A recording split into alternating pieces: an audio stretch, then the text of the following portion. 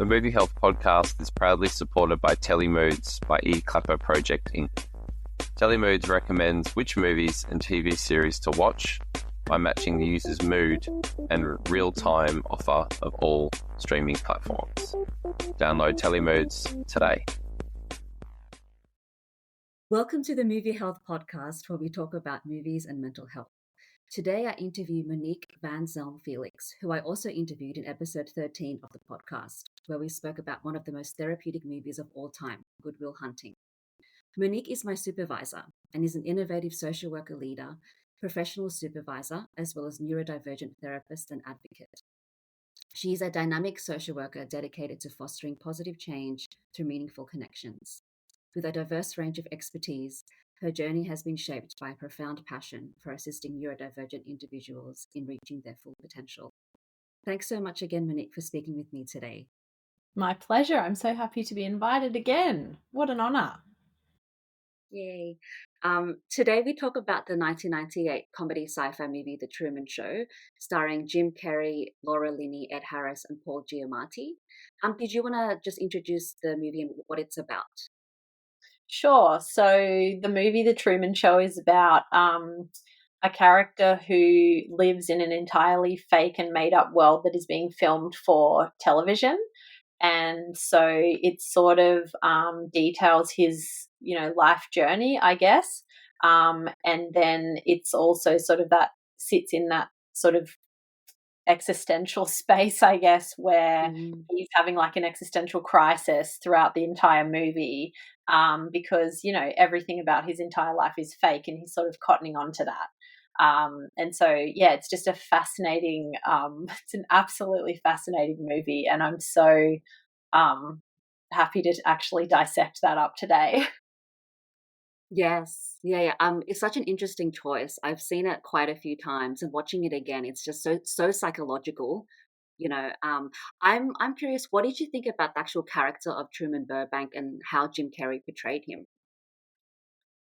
I thought the actual character, the main character, what was his name? Jim Burbank. Oh, Truman Burbank. Truman Burbank. I thought you said Jim Burbank, and I was thinking, sorry. I thought it was Truman. But yeah, so I thought his character is fascinating, because what I thought about when I was why I picked this movie is because I guess I connect with his character so much, because it's like he's going through his life like noticing things that are a little bit off and a little bit different. But he's like doing his best just to like get through and just go step by step and make it out to the other side. And so his character is really fascinating, because he really does his best at just stepping himself through life. And he's really trying to get to the other side and just finish it up in a nice and peaceful way. But, he's too smart, right? He knows that things aren't right and things aren't correct. It also goes to show sort of that idea about, childhood trauma, because there's a bit of a theme of that throughout the movie as well. And no matter how good your environment is, if you don't address the stuff inside of you, things are going to blow up. So he did such a fantastic job of portraying the torturous life that this character lived. And of course, like usual with Jim Carrey, it's light and dark, and he manages like those two parts of the character really, really well. Yeah. And I love how you mentioned childhood trauma. I know that he had a fear of water from an incident that happened when he was younger. So was there something about therapy and childhood trauma that you wanted to address when it comes to Truman's character in the film? Well, not necessarily to address, but I just thought it's that idea of what is on the outside and what is on the inside. If those two things don't match up, so if you're not being authentic with yourself, and or you're having inauthentic experiences, and or you are what I would call masking, right? So in the autistic community, we have this Yeah. idea about masking and having to mask yourself to sort of fit in. That is an ineffective way of essentially conducting yourself as a human being, and that is not going to work long term. So what I guess the question about childhood trauma for me was that there obviously was some trauma, even though the makers of the TV show had set up his life to be absolutely 100%, quote unquote perfect, right? But then they had created these little Mm-hmm. challenges for him along the way. And no matter how much masking he was able to do, he could never get away from being the authentic, from knowing the authentic version of himself and knowing that he was masking himself. So I think that is, for me, in terms of therapeutic stuff, one of the key messages that comes out of the movie is, if you mask yourself, any parts of yourself, for any period of your lifetime, that will not end well for you, and you will Yeah. create trauma from that. Yeah, and I think, one of my favorite scenes was when he was searching for the truth, when he was basically on the verge of a nervous breakdown, and he was doing his best to actually find out what was happening, and he was trying to be authentic. He was trying to, you know, um, regardless of any consequences, he was really just trying to seek out what was actually happening to him and what was the reality of his situation. Um, what did you think about the other characters? I know there's just a few really. There's obviously Truman. There's Christoph, the creator, who's like a godlike figure and who started the whole show. There's Marlon, Truman's best friend, and Meryl, his wife. What did you think of them? Well, I just felt like all the characters in the movies were just pawns in this like elaborate game to trick someone. So they were pretty like awful human beings. And even throughout the movie, like he you could see that when he was having his challenging times, he was really offered like no compassion and there Mm, was not a shred, because, anyone who's masking themselves to such a high level like those characters are, they can't show any shred of vulnerability or any shred of authenticity, because, oh no, sorry, of vulnerability, because if they do, then the authenticity will begin. And when you're masking, and I think that's the danger when you're mhm. masking yourself at such a high level, is that the vulnerability can't come through. So it's like, I do, when I work with people, we do a lot of work on, the parts of yourself and understanding the parts of yourself as, rather than we have one personality, we have parts of ourselves. And so in this movie, that was like really, really apparent, that when you're not allowing particular parts of yourself to shine through, then vulnerability can't happen. So he spent, Truman spent his entire existence being surrounded by people who couldn't show him any vulnerability because of the fear that if they did, their authentic self would show through, and that wasn't, an appropriate place for that to happen. Um, so the whole concept of the movie and the other characters in the movie, it was just absolutely like fascinating that they could. And I know it's a Mm. made up movie, but for me personally, like, I always felt when I was a child, I was like a bit like Truman. Ah. Like, I had this idea, and this was actually before I watched The Truman Show, right? So Mhm. before I watched The Truman Show, I would often have these like circumstances when I was a kid where I felt like, am I just like here in this weird place and everyone else is observing what I'm doing? And then Oh, what, like, I actually had that sense like many times when I was a kid. wow. Yeah, not like an Yeah. out of Yeah. body experience or anything like that, but because I was like a high masking kid, right? Because, Mm. people would, tell me, you can't do that, or you're too loud, or you're too blunt, or you can't say those sorts of things, or whatever. I did have that experience a lot of the time where I would have liked to be my authentic self, but I couldn't.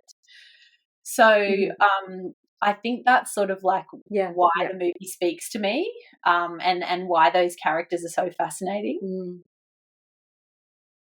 Yeah, that would have been very unsettling, to feel that way, to feel similarly to Truman, because I think, he was living such a functional life at some point where his wife was like reading out product placement ads, while they were together and everything. And then he actually wanted something more fulfilling.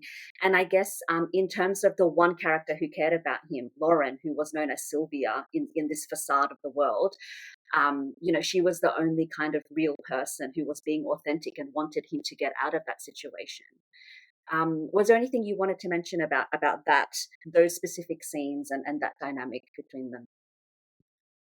Well, what is sometimes interesting, I think, in the real world is that when you've got a bunch of people who are being fake, and in a group, for example, say there's like a friendship group and there's a bunch of people being fake to someone else. And then when someone actually tries to challenge that status quo to say, hey, you're all pretending to, for example, you're all pretending to like this person, but you all secretly, say horrible things about that person behind their back. That would be like a common thing that happens in, human society. And it's just people trying to, I guess, save face, or it's people trying to be polite or whatever. And so, and when someone tries to challenge that status quo, that person gets isolated and rejected from the friend group, right? Not the people doing saying the horrible stuff. And that's sort of what happened in the movie was a reflection of true human behavior and human society, which was the very interesting thing. So that character was like, hey, this isn't right. We shouldn't do this to him. And so through the authentic relationship that she had with him, she was trying to enact change. And for me, I sort of think about all the times in history where we've seen leaders who are challenging the status quo and trying to enact change through those deep and authentic relationships that they have, like with the people. Like we think of Gandhi, for example. That was through the relationship that he formed with people. If we think of these really big leaders, if we think of any of those, I can't think of another one, but it's on that big macro scale. We see that in human behavior, and we see it in this example with the friendship group on a really micro scale. And so I felt that they really took things that people notice from the real world and they put them into this movie in a fake setting to sort of represent, well, this is what would actually happen if someone's trying to challenge the status quo with Truman and say, hey, we have a real authentic relationship and I'm going to use that to push you towards change and difference for yourself and improve your life. And then that person, by the producers of the TV show got, removed, right? But he never forgot that. Yeah. And it's sort of that saying, you will forget what someone said to you, but you'll never forget how you feel. And that's really what she did. That's right. So, in terms of the film, there's a lot of themes around choice and autonomy, as you're mentioning. Obviously, control, insecurity, even longing and desire, which is Truman kind of like not forgetting what Lauren said to him, and wanting to travel to Fiji, even though they're not allowing him to do that, and obviously about identity and courage. So his courage to be able to step out and choose and seek out his truth. Were there other themes that you think are powerful in this film and that resonate with you and viewers? Well, I think you've covered off on them pretty well. That was like a pretty comprehensive list. Yeah. But yeah, definitely themes around choice and control were really big in terms of the producers of the TV show. But if I think about it from Truman's perspective, it's actually really the main theme of the movie for me is around self-determination and the development of a positive self-identity. So understanding yourself in different environments with different people around you, and how you have to be a different version of yourself with different people and in different environments. And then sort of as you move through life and you're getting older, and I don't know, he probably looked around like 30-ish in the movie. I'm not sure how old the character actually was. But that, again, it's a true representation of human society, because around that time, that's the time when actual real human beings do start to fully form their self-identity. I mean, that's what I notice in working with people, is that those deep self-reflective moments actually start to come when, you know, you're around that 30 age bracket. Yeah. So that theme for me is the biggest one. Yeah. Mm. Yeah. Yeah. hmm Yeah, I definitely agree with that. And, you know, with the final scene, even though we don't really want to ruin it, but it is so important to talk about. Like, what did you think about that scene when he says his catchphrase and kind of just like exits the stage? Um, that's it's you know that scene. Obviously, people talk about it all the time, and it's such an important scene. So, Yeah. what did you think about it, and how did you feel at the end? So his catchphrase, like, good afternoon, good evening, and good Yeah, night, is just yeah, absolutely classic. Firstly, I'd like to say that was like one of the key catchphrases of my childhood. Me and my me and my really. younger brother would like say that all the time. And Wow. I can't even remember watching that movie. Like, I must have Mm. watched it as a child. I must have. But I can't like remember the particular time when like that would have happened. But I would have been around 10-ish when the movie came out. So yeah, when he leaves, it was almost like that was the first true decision that he was ever able to make. And so yeah, it was quite emotional actually to like see him fully understanding like what had happened to him, and then being able to accept that and then move forward, you know, Mhm. positively.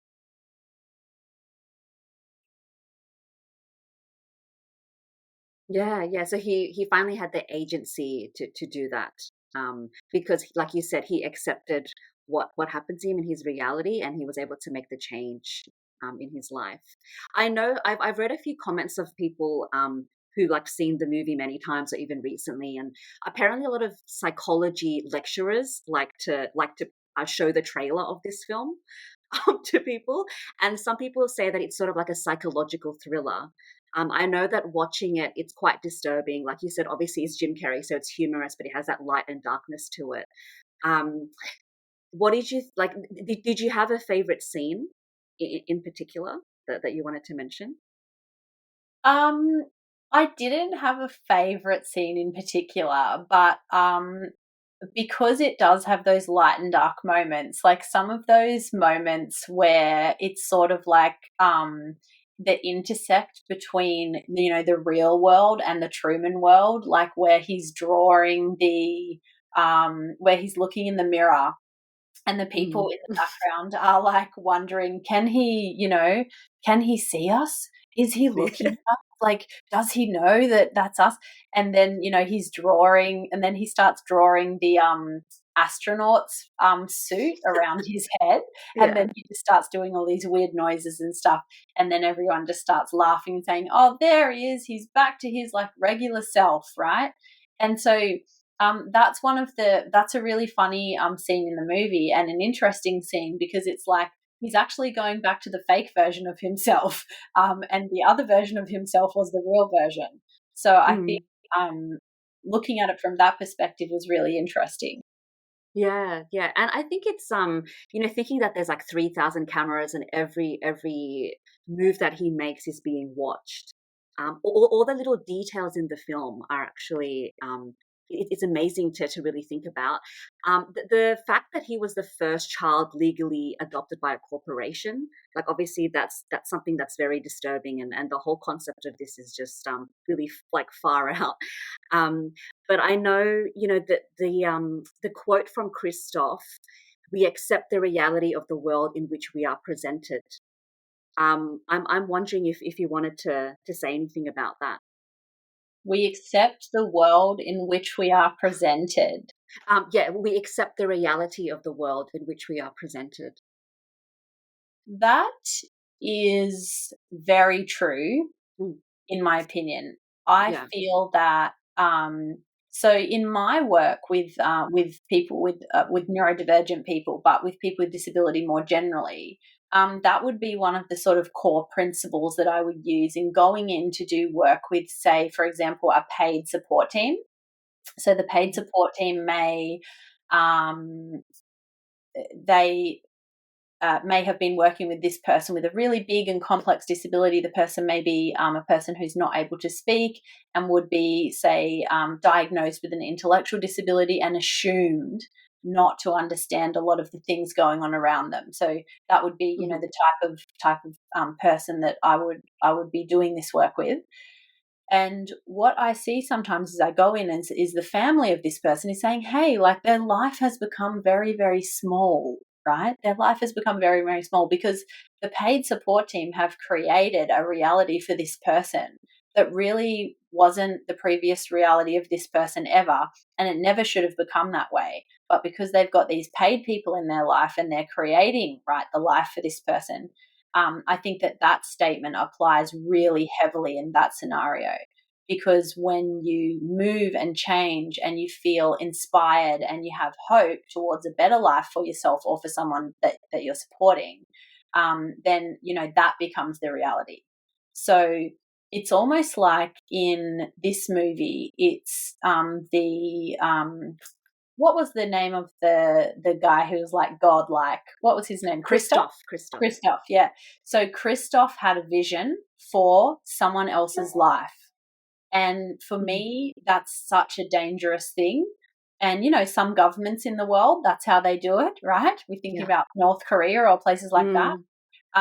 You know, the government or the leader of the country or the dictator of the country feels, I have a vision for how this should go, and I'm going to apply my vision and force everyone to do the vision that I'm saying. And that's essentially what happened in the movie.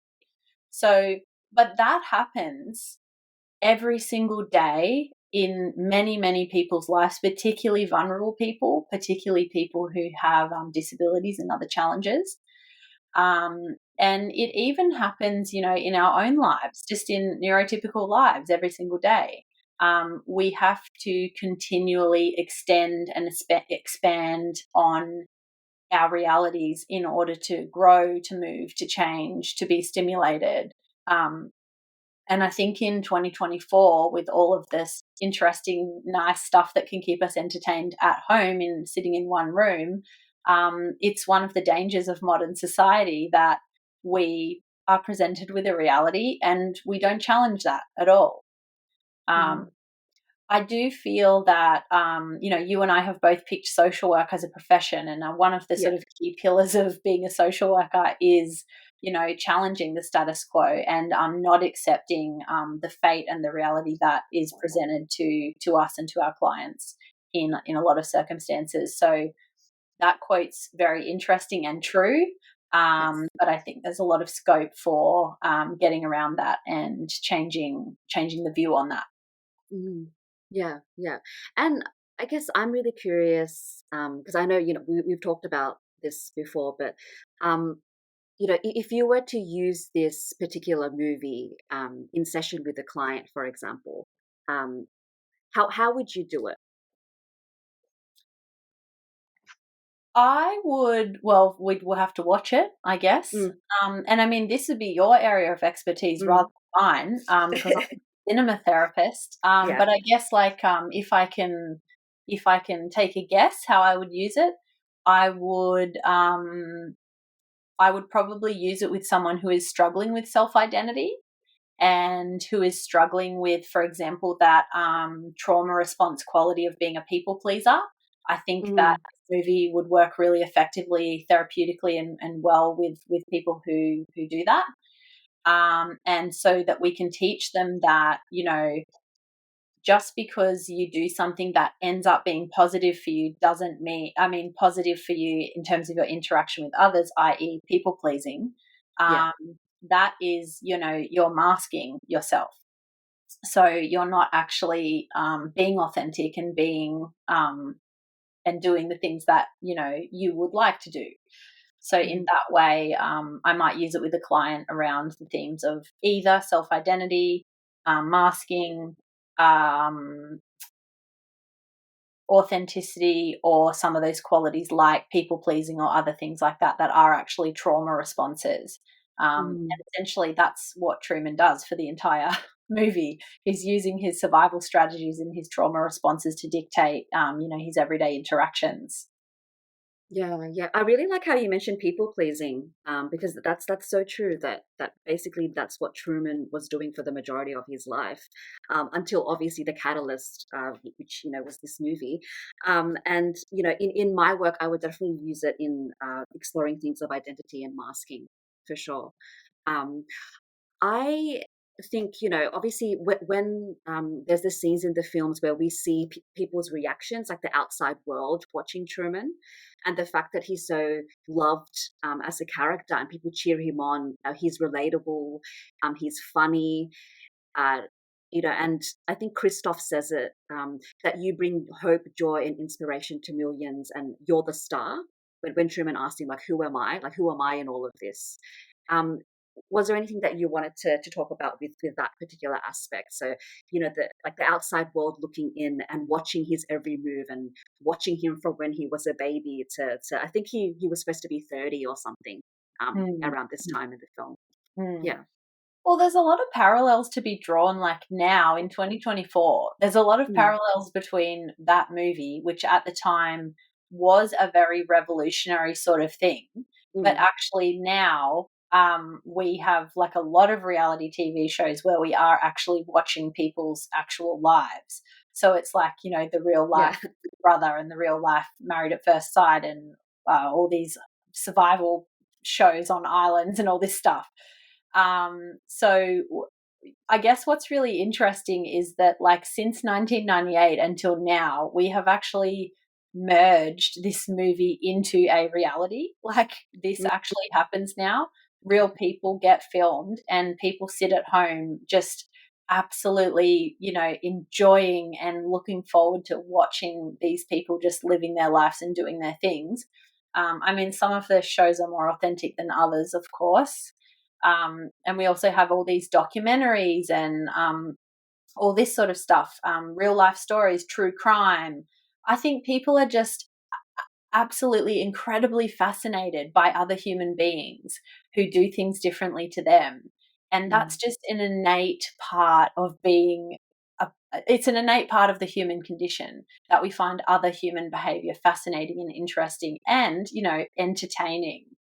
um, what was shocking in the movie, which is different to reality TV today, was that no one was outraged and thought that it was like a wrong thing to do, except for that one character, Sylvie.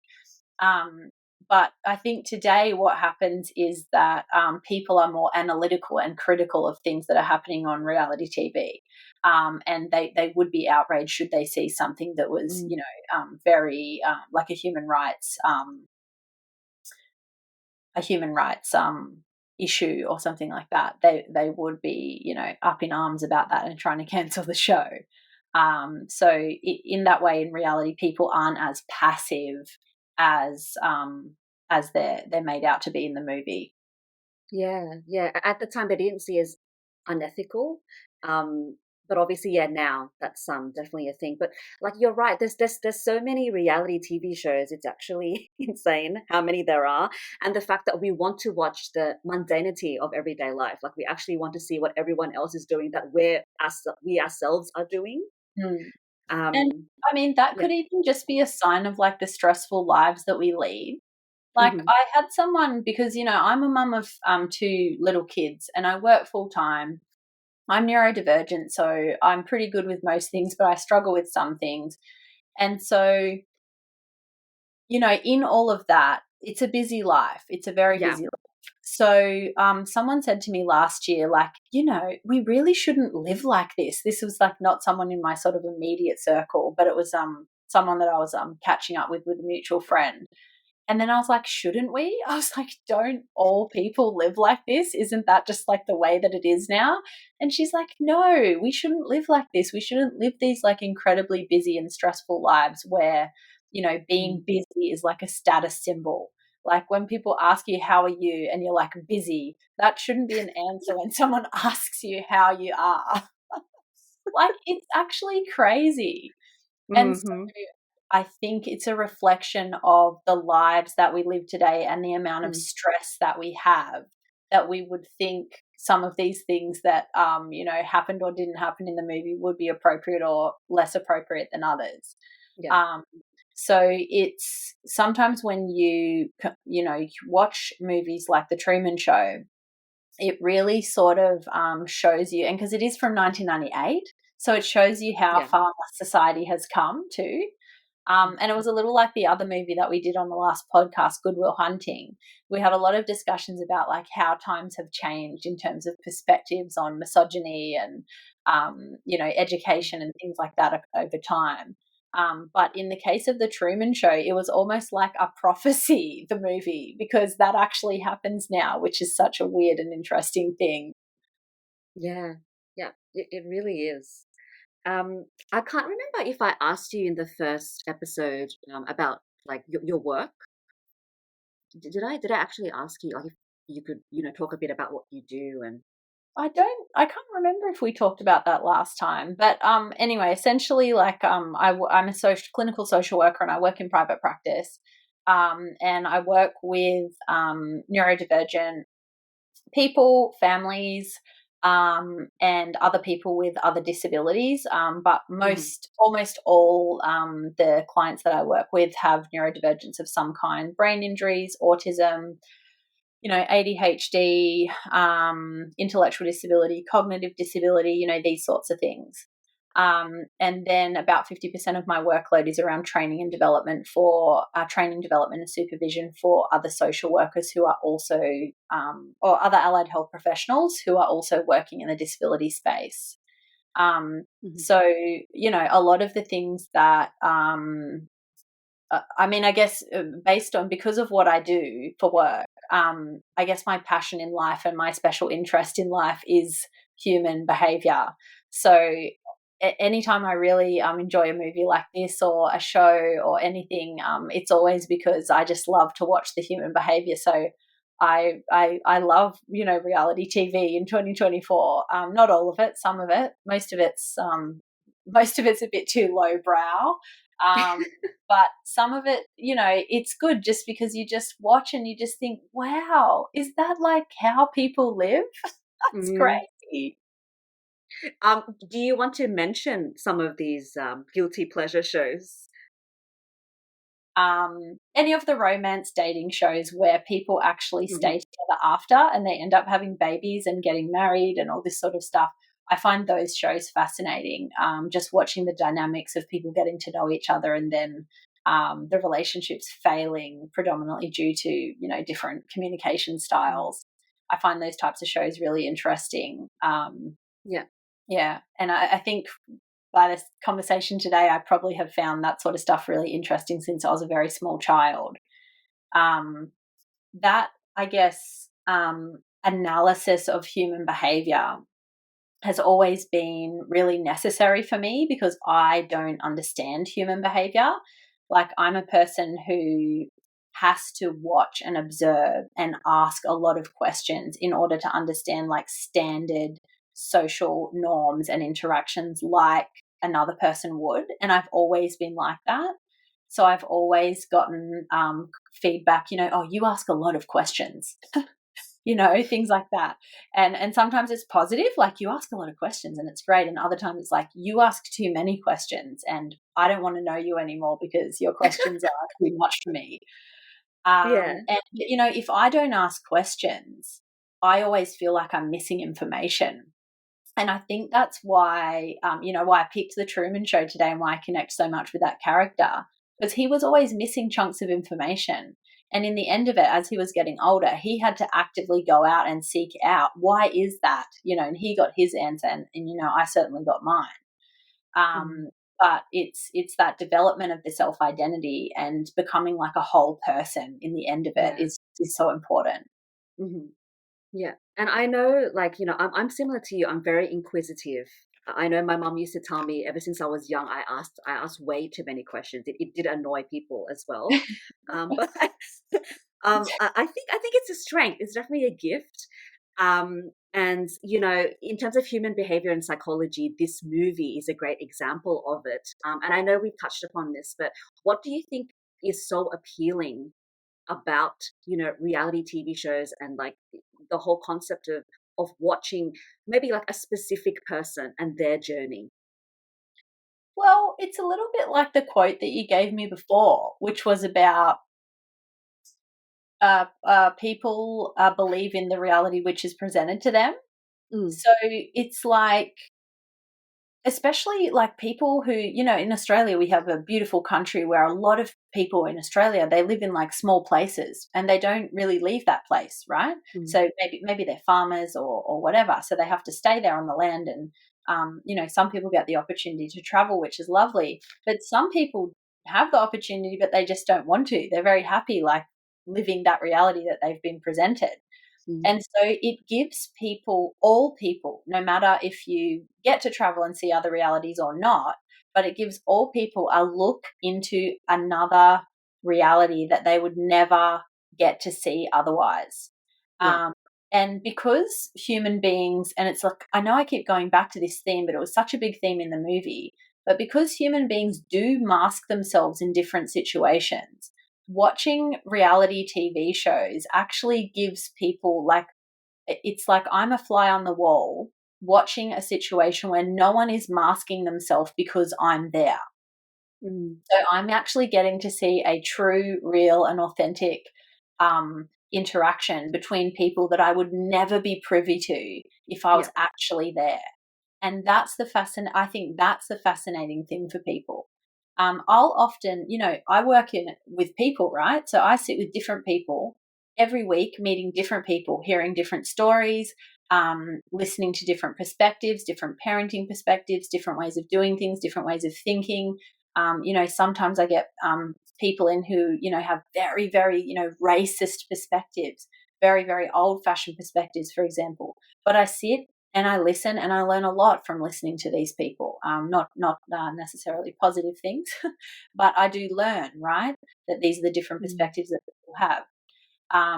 So I think that's why it's fascinating. It was in 1998 and it's still fascinating today. Yeah, and I think it will always be right because it's kind of like we want to understand the human condition, the reality that we live in as people, and understand the unique experiences of other people as well. So Yeah, it is very powerful, and I do agree with you that it's just now it's just this whole proliferation of like TV shows where we're constantly watching people like dating in relationships, like in family situations, the Kardashians, like conflict. It's like we want to see what everyone else is doing and what everyone else is up to. And I guess it is such a human thing. mm. And it's also, because you've got those, like you just mentioned, the Kardashians, which are like Um, that would be like a, what do people call it now? I don't know. I don't have the up to date lingo now. I'm getting so old, but it's like that aspirational, content, right? So it's like yeah. this very rich family living like a very affluent lifestyle. So a lot of people like to watch that because they know that they will never have the opportunity to be that wealthy and they will never have the opportunity to live that lifestyle. And then we have, for example, TikTokers and people who make Instagram Yeah. reels and content producers who are just like, I'm just filming my boring everyday life where I live in a 1 bedroom unit and I cook noodles for dinner every night because I've got no money. And people lap that up too, and they make millions of dollars watching them make noodles. Like it's just insane. And perhaps it's the very affluent people watching the people making noodles. I have no idea. But it's just that idea of different, realities. And it's fascinating. It's fascinating to know that we are different from others. Mhm. Yeah, we are different, but also are very similar in many ways too. And you're right, like even on YouTube, there's just so many accounts where people are doing the simplest things, and people will watch it. Like I had a client who basically would watch a channel of a woman just cooking or like even writing and journaling or reading. People watching what you do yourself at home in the comfort of your own home. So that's really fascinating. I know this is a random question, but like at the end, which we talked about a little bit, Truman says his catchphrase, walks out the door, and then that's the end of the film. What do you think happened after that? How do you envision like his life from that point? If I'm being realistic, I envision that he would have had a very difficult life, very, very difficult life after that, because he wasn't at the end of the film, he wasn't a fully actualized and self-aware human.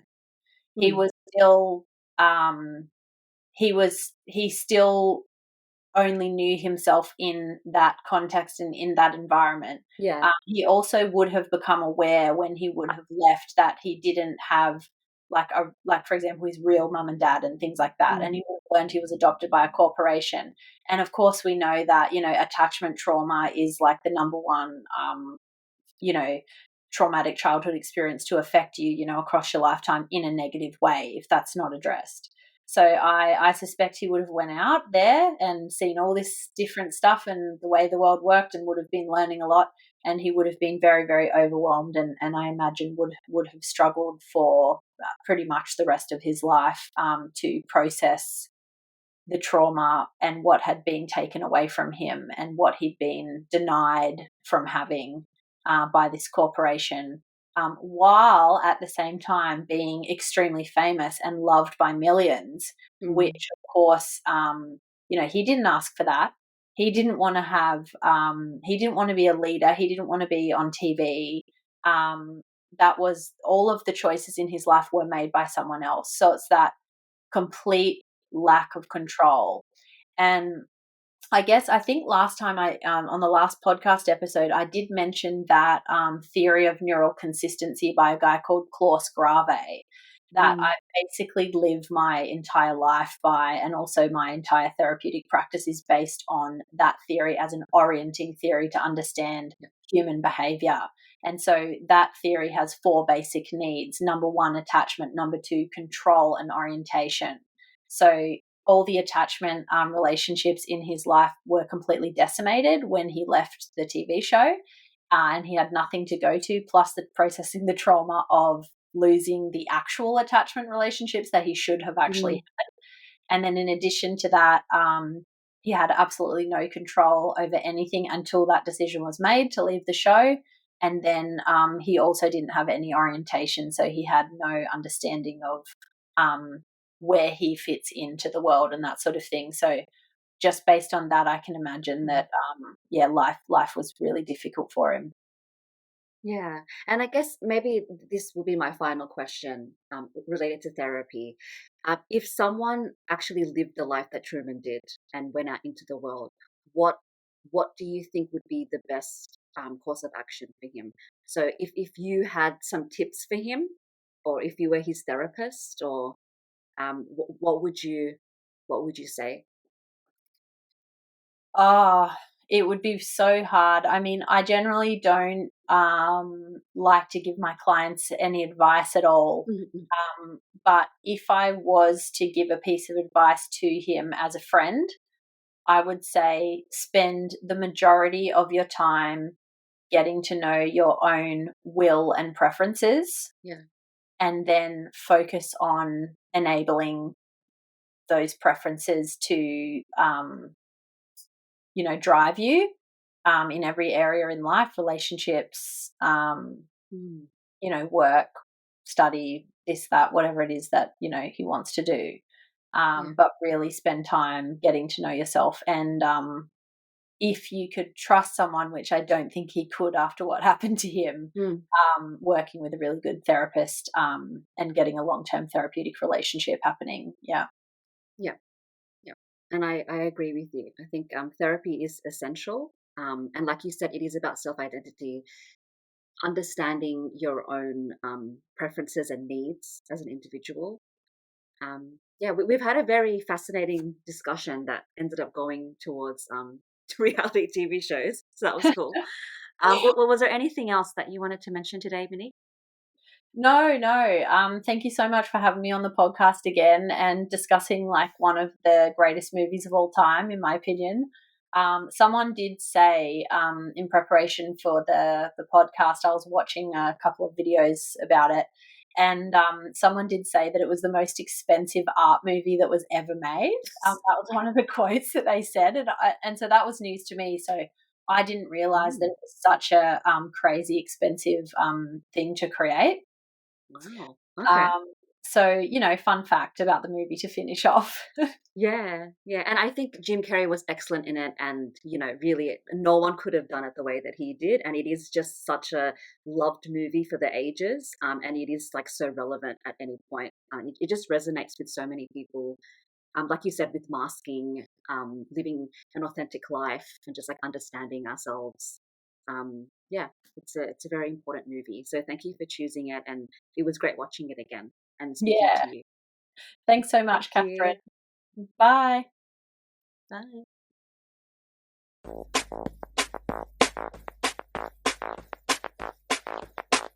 The Movie Health Podcast is proudly supported by Telemoods by Clapper Project Inc. Telemoods recommends which movies and TV series to watch by matching the user's mood and real-time offer of all streaming platforms. Download Telemoods today.